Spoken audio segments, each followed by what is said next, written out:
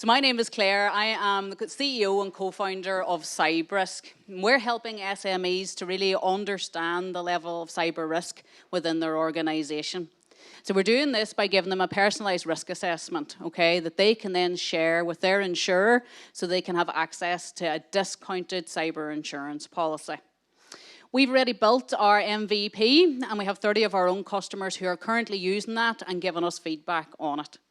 We are revenue generating and we have fought the long fight and bootstrapped to date, but we've done that through consultancy. And we're now looking to seek investment to enable us to actually really build out our technology and bring it into the market in the Q1 of 2024. So what is the problem? Well, we all know that cyber is a significant business problem. If you've read the papers locally recently, you'll know that Lagan Construction was hit in February and they had a ransomware attack that took them down for the best part of 10 days and they were looking for a double extortion. If you sit on a board, you'll understand that cyber risk is one of the main elements that is discussed. What you don't probably realise that 1 in 3 small or medium-sized businesses that have a cyber attack actually cease trading. And that's why that you'll actively see now the move towards cyber insurance. And if you're lucky enough to secure a policy for a business, you're doing really well. So for the insurance industry, they're enjoying this real influx of trade. And it's the reason that they're actually seeing a 24% compound annual growth rate in the cyber insurance market. The difficulty is that their loss ratios are really high and their profitability is low. And that's because they don't have access to enough high quality data to be able to tell them about the amount of risk that's actually involved before they write that premium. And that's what Cybrisc solves. Cybrisc solves that because it actually removes the human element from the disclosure point of cyber insurance. Okay? So our software actually links in to security products and controls that you have inside your business, and it pulls the information in near real time. And we use that information to translate it into a security score using our proprietary algorithm. So for the business owner, they now have a tool that's going to alert them and make them aware of security threats and vulnerabilities so they can take action to prevent a cyber attack. And for the insurer, they now have an immutable data point that they can use to augment their underwriting process to give them a true reflection of cyber risk that they're actually writing a policy for. So this is our team. We're quite a small team, but we are highly skilled. We have experience in software development, in risk, in cybersecurity, and in enterprise-level sales of SaaS products into the insurance marketplace. We are bolstered by a team of highly knowledgeable advisors, but we do have some gaps. And some of the funding that we're actually asking for today will go to adding software development skills in-house into our own team. So what's our route to market look like? Okay, well, we're not naive here. We know that selling into the insurance industry is actually really difficult. It's a highly regulated area and they are innovation laggards. And a sales cycle with the insurance industry can take anywhere between 18 months and 24 months. And we're equally not naive about the headwinds that are facing tech companies in particular now. It's not acceptable not to be generating revenues, and it's not acceptable any longer to have huge deficits and not be profitable. And because of that, we've developed our own sales pipeline. We're going to initially bring our product to market and go out and work directly with those SMEs.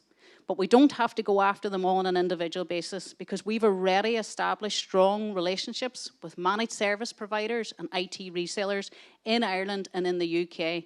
So that makes that process easier and the cost of customer acquisition much, much lower for us. In the next 18 months, we'll have secured what they call a co-creation project with an insurance partner. That's where we work with them, they get to know our product, and we build a solid product that they can actually implement and complement their stack. In 5 years' time, we'll be sitting here writing dynamic cyber insurance based on a monthly pricing model tailored to your cyber risk score that you get from our platform. It'll disrupt how cyber insurance is actually written. So when you invest heavily in your business in terms of cyber insurance to protect it from cybercrime, we're going to reward you for that. We're not unique, okay? And this is not a harebrained idea that is new to the market. Cyber risk ratings are a thing, okay? And the insurance industry have used them for quite some time. The challenge is that the only players in the market at the minute are focusing on enterprise-level organizations. So the likes of BitSight, Security Scorecard, and Upguard. If you've sat on a board as a director, you may well have seen a report from one of these as part of your cyber insurance. But the insurance industry has switched on to the limitations of them because they only look at one parameter at a time. Our secret sauce is that we look at the whole 360 trajectory of your security posture. Because we're actually linking with the software that you have inside your business and pulling that information out, we're looking at multiple parameters, and we're inside your business and given a report on what it looks like from the security on the inside.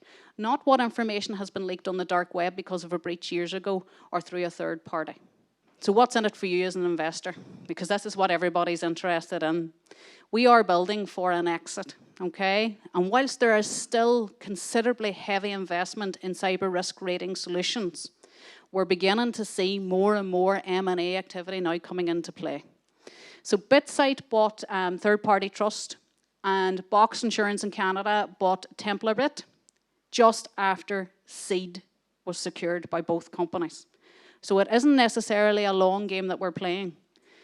But equally, we're keeping our eyes wide on the horizon because we just don't see an exit coming from an insurance company. We see it through one of those partners or through an MSP relationship or some of the security vendor partnerships that we already have in place, all who have expressed an interest in the product that we're actually developing.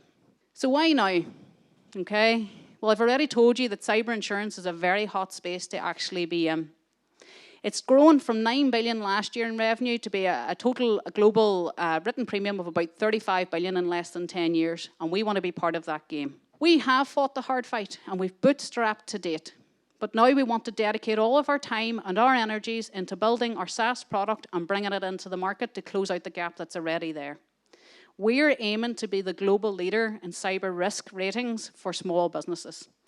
It very much is our mission to help every SME get access to the cyber insurance that they need to protect their business and their customer.